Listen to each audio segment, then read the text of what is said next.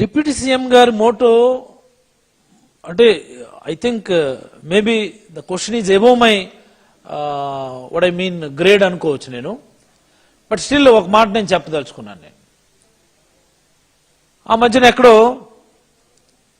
Beef గోమాంసం సుమారుగా 1,00,000 టన్నులో 1,00,000 కేజీలు వైజాగ్లోనే ఒక గోడౌన్లో దొరికింది. ఇంత పెద్ద ఎత్తున బీఫ్ వ్యాపారం మీ రాష్ట్రంలో జరుగుతుంది, గోవధ జరుగుతుంది అని చెప్పి ప్రజలందరూ గగ్గోలు పెట్టారు. Just happen 1 month back. ఇదే కదా, ఒక్క మాట మాట్లాడారు ఆయన. ఒక్క మాట, చాలా ఆవేదనతో మాట్లాడుతున్నాను పవన్ కళ్యాణ్ గారు. మీరు ఒక్క మాట మాట్లాడారా? మీరు సనాతని కదా, మీరు హిందూ ధర్మ పరిరక్షకులు కదా. మీరు ఇంత పెద్ద ఎత్తున గోవధ జరిగి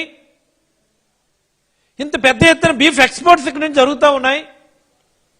ఇలాంటి పరిస్థితి జగన్మోహన్ రెడ్డి గారి హయాంలో ఎన్నడూ రాలేదు. ఇలాంటి చర్చ రాలేదు జగన్మోహన్ రెడ్డి గారి హయాంలో.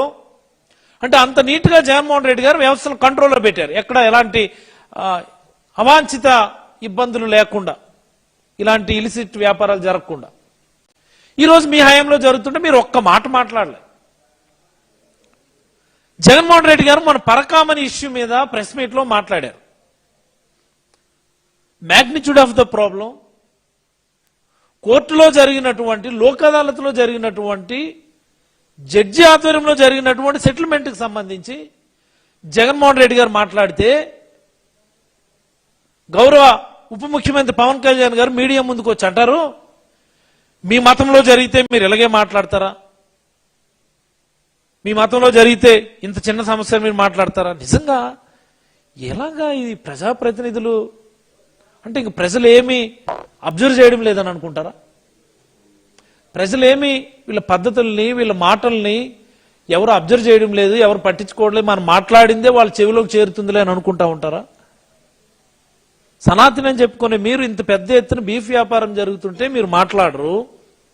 పరకామణి గురించి జగన్మోహన్ రెడ్డి గారు కోర్టు పరిధిలో జరిగినటువంటి సెటిల్మెంట్ ఏం జగన్మోహన్ రెడ్డి గారు చేయలేదుగా, భూమన కరుణాకర్ రెడ్డి గారి దగ్గర నుంచి చేయలేదుగా. కోర్టు పరిధిలో, లోక్ అదాలత్ అంటే కోర్టు పరిధిలో జరిగినటువంటి సెటిల్మెంట్ గురించి ఆ రోజు జరిగినటువంటి అంశాలు మాట్లాడితే మీ మతంలో జరిగితే మీరు ఎలాగే ఊరుకుంటారా అని అడగటం ఆయన యొక్క సంకుచిత భావాలకి ఇది ఒక నిదర్శనం. ఇది రాష్ట్ర ప్రజలందరూ కూడా గమనించాలి.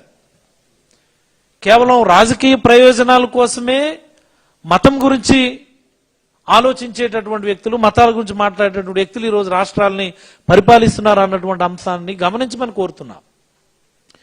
ఇంత జరుగుతున్నా ఆయన ఏం మాట్లాడరు. ఆయన నువ్వు ఏ ప్రశ్న అడుగు, మీరు ఏ ప్రశ్న అయినా అడగండి, 15 ఏళ్ళు యు ఆస్క్ ఎనీ క్వశ్చన్, మేము 15 ఏళ్ళు కలిసి ఉంటాం, 15 ఏళ్ళు మాకు అవకాశం ఇవ్వండి, ఒకటే పాట. You ask any kind of question, the answer is same, 15 ఏళ్ళు కలిసి ఉంటాం. అందుకని ఆయన ఏం మాట్లాడరు అంతే. ఇది రకమైనటువంటి కాంట్రాక్ట్ పాలిటిక్స్ నా ఉద్దేశంలో. It's kind of contract politics. 15 years contract, అది దట్ విల్ గో ఆన్.